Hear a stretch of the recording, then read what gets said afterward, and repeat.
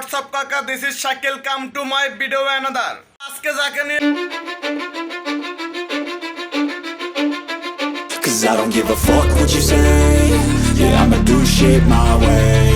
So you can go kick rocks, I'ma stack bricks up, build what I want to make. Yo, I got a lot of shit to say, so I'ma do this every day. I'll be writing. শয়তানকে যদি জুব্বা পরানো হয় তাইলে শয়তান কিন্তু ফেরেশতা হয় না। তেমনি সানি লিওন আর মিয়া খলিফার পন ভিডিও দেখা মাইয়াগুলা বোরকার হিজাব পরলেই কিন্তু মানুষ হয় না। না মানে ভিডিওটা